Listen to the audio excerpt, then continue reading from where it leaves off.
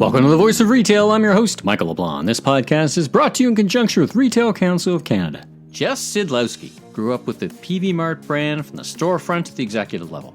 Now, as the Vice President of Marketing, Customer Experience, and E-commerce, he tells the company's compelling origin story and offers insider insights on how this Western Canadian legacy is charging into the future.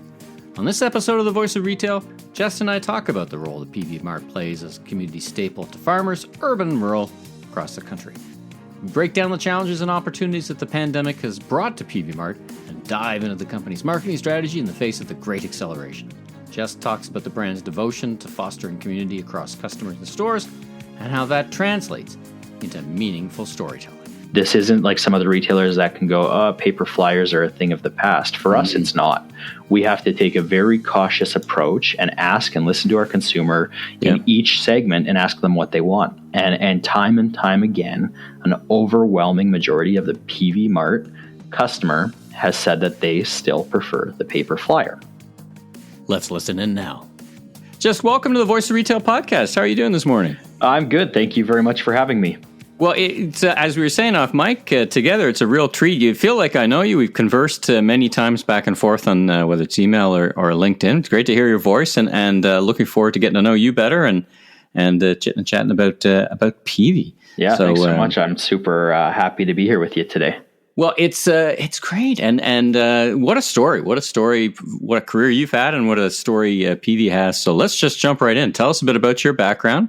And your role at Peavey.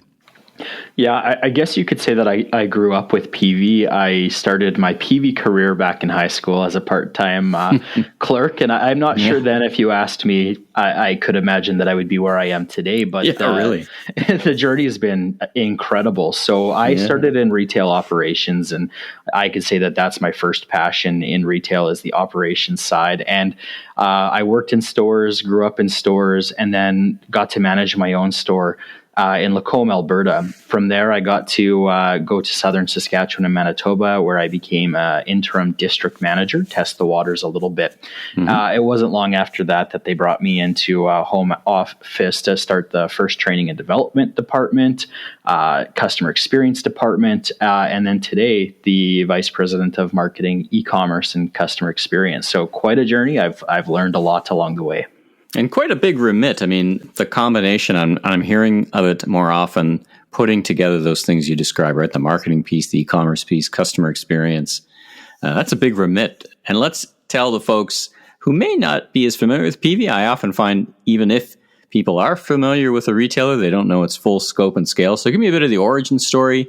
As I said, it's a familiar name to many, but not everyone. And talk about the brand and the businesses. You got different banners and gone through a lot of interesting things over the past couple of years. So, yeah, I mean, it's one of my favorite stories. I've been here 17 years, so you get to really learn the history and speak to it, and it's become a passion of mine. So Peavey Mart historically was a Western Canadian retail organization that started back in 1968 as National Farmway Stores. So it was an American-owned retailer originally early on. And then there was an opportunity in the 70s for a group of managers, the Canadian owners, to purchase the company from the Americans.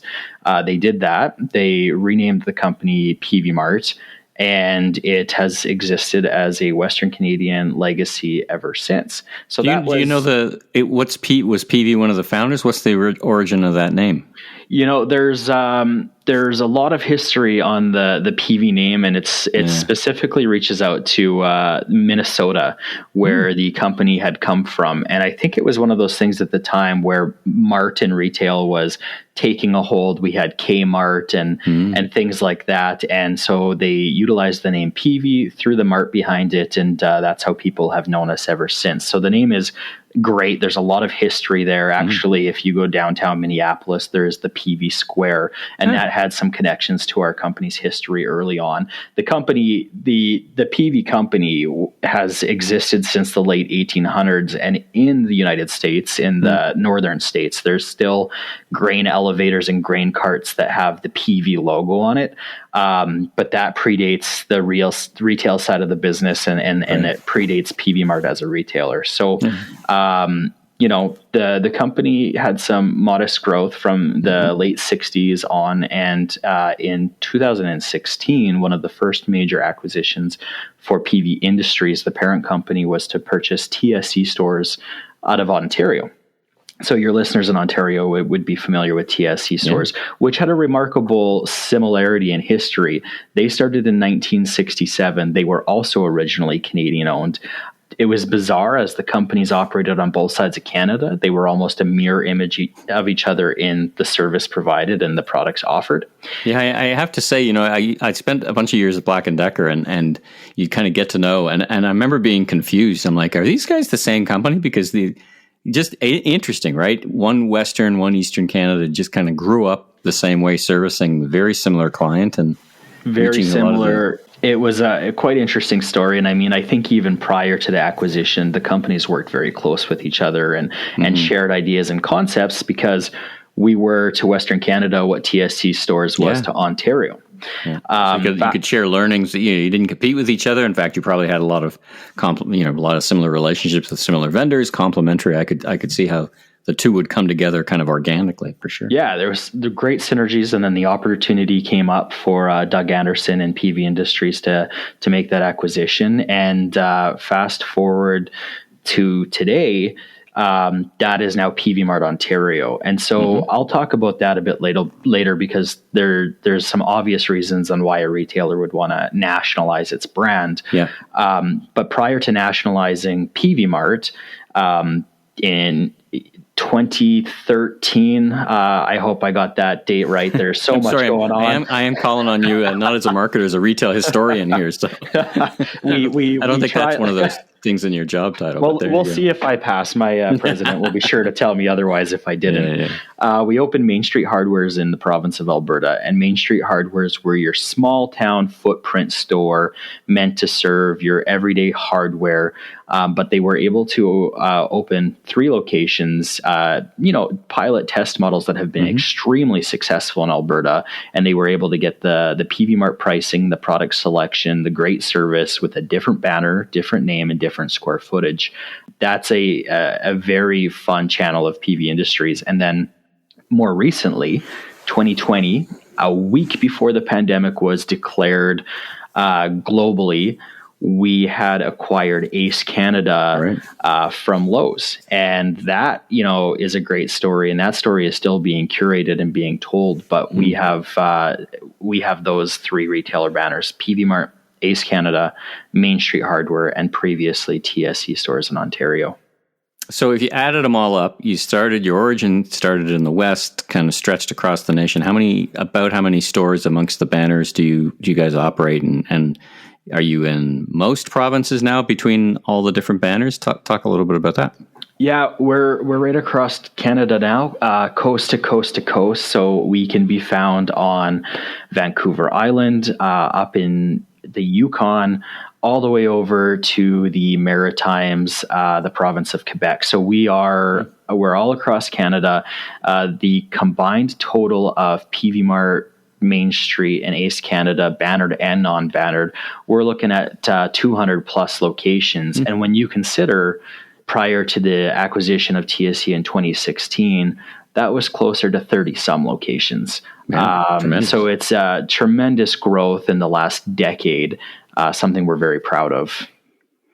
Yeah, all going in the right direction.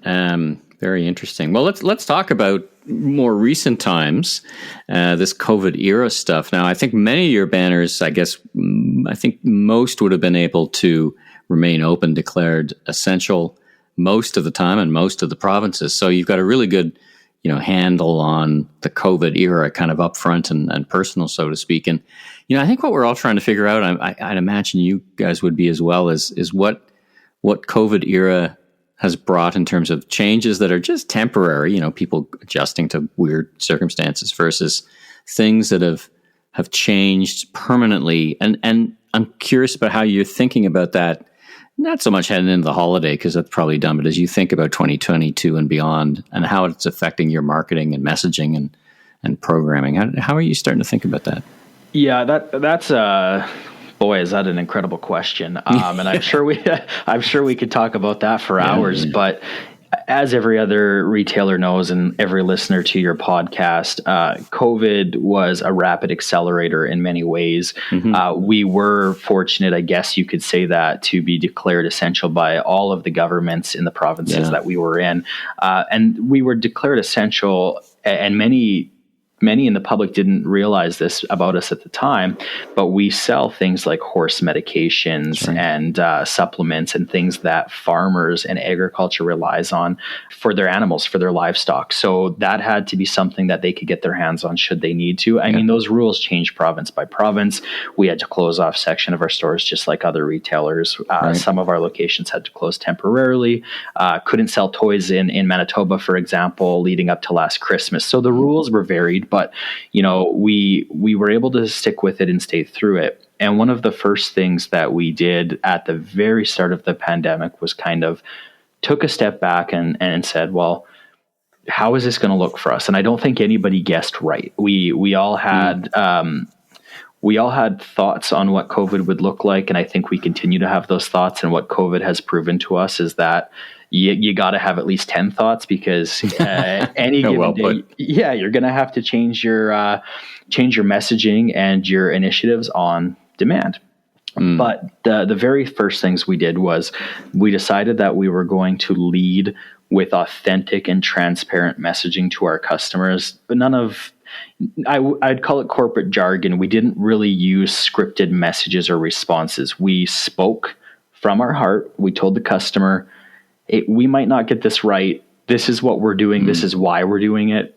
Please stick with us. We hope to do the right thing along the way. And I think that really worked for us. And even today, that's how we're continuing to lead through the pandemic. I mean, we're a retailer that sponsors events and puts on our own events, and we do it frequently. And in the last 2 years, we haven't been able to do it like we would want to, but it was doing the right thing. And that was, I think, personally, my biggest challenge as a marketer. It's, you want to get out there, you want to meet your customers, you want to have a great experience, you want to give back to the communities you're in, but you can't do it the same way you used to do it. So you got to start getting creative. And the first part of that is connecting to those customers and communities through storytelling, I guess. And then, your question on the acceleration, well, we launched a new website in April of this year, which we actually had signed off on just before the pandemic. Now, were you guys e-commerce? Well, talk a bit about your e-commerce history. Were you online already? Were you shop in store, pick up in store? Give us a sense of that journey.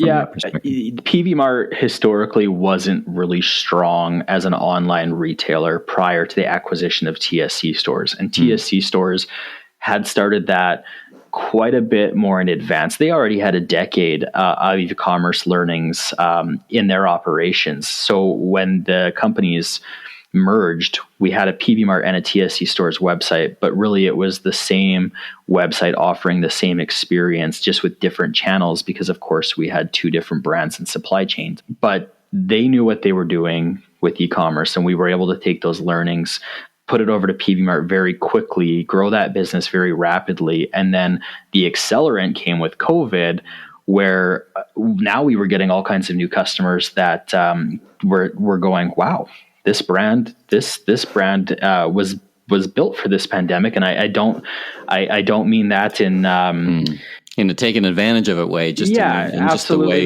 it all happened, right? I mean, it's just the way it all happened. We had, growing chickens and offering feed, garden centers, work clothes, everything that all of a sudden consumers were wanting to get into while spending their time at home instead of traveling. They recognized Peavey. This is the retailer that carries the stuff that we need to get us through this pandemic. And we opened our doors to thousands and thousands of new customers meeting our brand for the first time, but therefore they wanted a better e-commerce experience. Right. So we had to rapidly get that done and launch a new website. So we did. We launched the new face of the website in April of this year. We had a massive re-grand opening to celebrate Canada-wide Peavey Mart with the Ontario change from TSC to Peavey Mart. And we did that all during the pandemic, following government mandates, rules, and restrictions. Keep everybody safe and all that great stuff. Keep everybody safe. But, that was a monstrous task, but it happened so fast and we were able to commit doing it so quickly and work so well together because of COVID and the situation it threw us into. I mean, it's interesting because, you've probably seen the same studies I have about this COVID era opened up like in no way I've ever seen people to new brands, right? Because it shook up everybody's habits.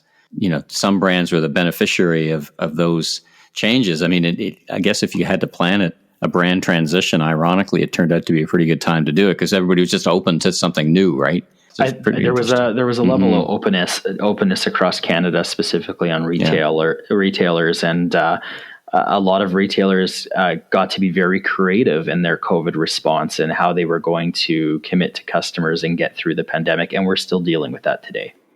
Yeah, I'm on the website now. It's a great website. I've been on it before because I can checking out different categories. I mean, it's funny because it really highlights the breadth, right? You've got tips on how to get your tractor ready for winter, but at the same time, how to cook a great turkey for Easter, right? So it's Easter or Thanksgiving. It's a big remit for you though, right? You've got your customer must, as you think about segmentation, must span from your farm community all the way to prospective urbanites, right? Because you're in cities like London and places like that you're attracting both a mix of customers walking through your doors. Yeah.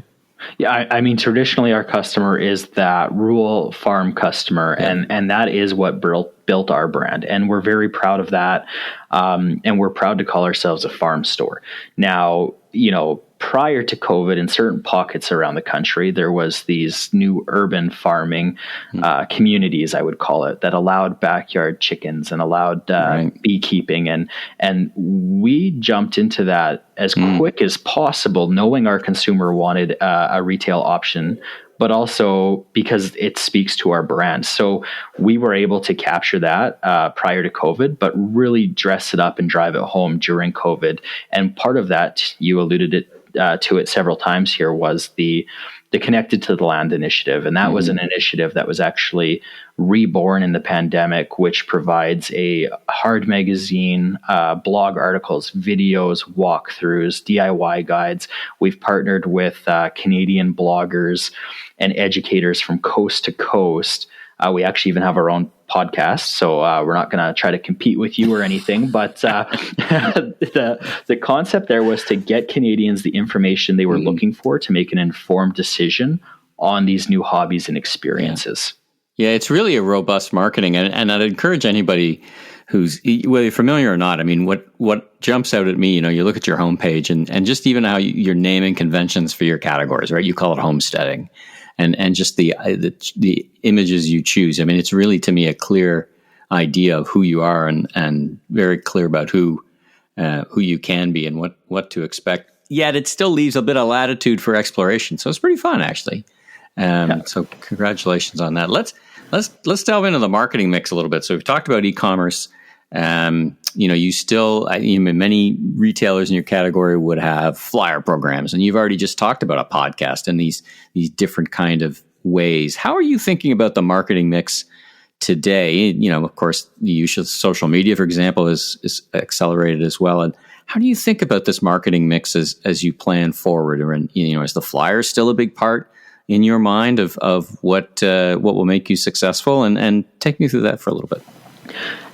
This is a great question, and I think to really get to the nuts and bolts of it, we also have to understand our consumer. And being one of Canada's only national farm and ranch retailers, there's some other great farm and ranch retailers in the country, but the scope across Canada, we understand that our customer base is still primarily rural. Now, we have a great mix of urban and rural, but the differences between those customer bases and what they've told us that they want is very, very different. So this isn't like some other retailers that can go, paper flyers are a thing of the past. For us, it's not. We have to take a very cautious approach and ask and listen to our consumer in each segment and ask them what they want. And time again, an overwhelming majority of the Peavey Mart customer has said that they still prefer the paper flyer. So with COVID, we did scale it back. TSC stores used to run a 52-week print flyer program. We no longer do that. We run about a 36-week print flyer program. Mm-hmm.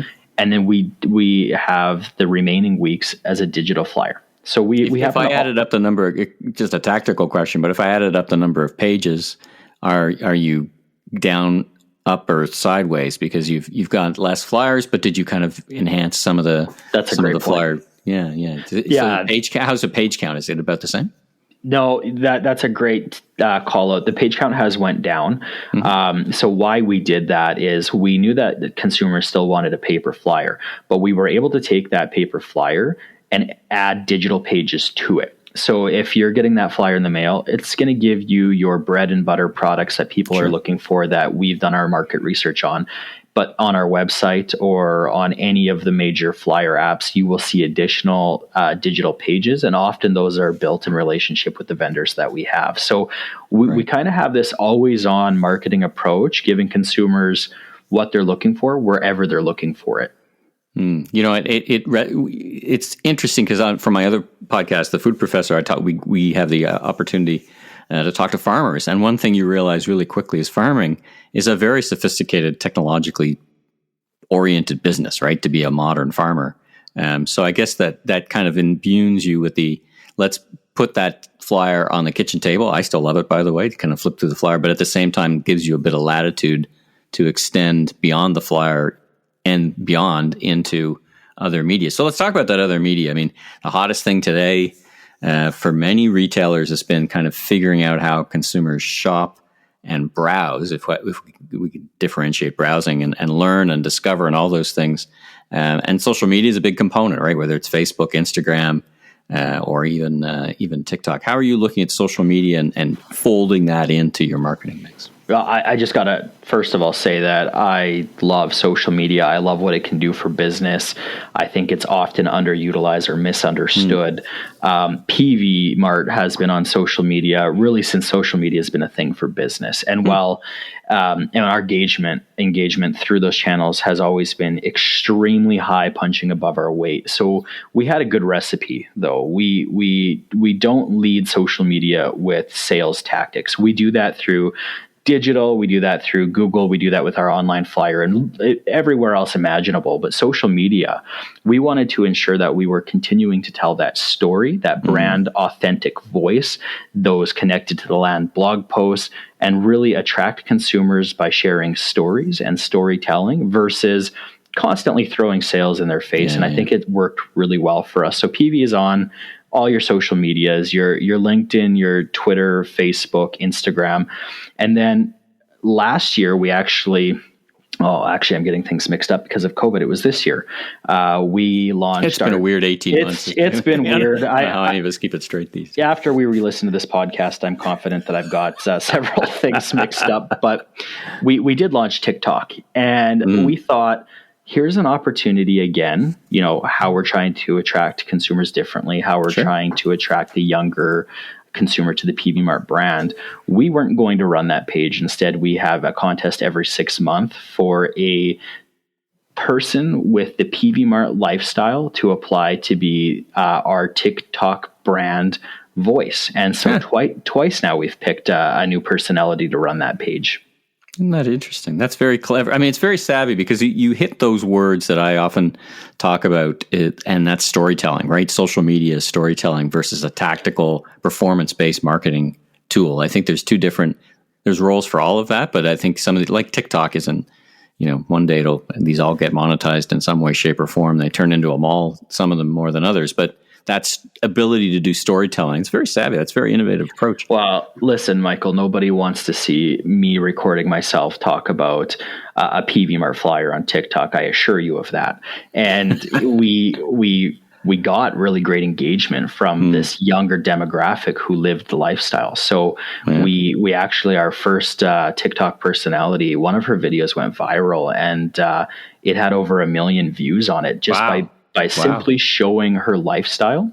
And we have disclaimers that, hey, while this is Peavey Mart's page, this is really taking on their voice because they're trying to educate consumers on their lifestyles and what that means to them as it relates to Peavey Mart. No, talk about grabbing that user-generated content trend and running with it. That's fantastic. It's a great lesson. Great lesson for all of us. And, as we were talking off mic before we hit the record button, that you had just been on a bit of a road tour. I'd seen some pictures after a long hiatus of being on a road tour. Talk about, as the head of marketing and e-commerce and customer experience, the role of visiting stores and the role stores have in your day-to-day life. And you grew up in them, so nobody better to understand how important they are. But talk about how you conceptualize that now at your level and with your role. Yeah, first of all, I mean, it's great to get back out there. Our executive team makes a point of doing these bus tours to see as many stores as possible over a week, and we do it routinely. Of course, with COVID, we've canceled and postponed and canceled and postponed.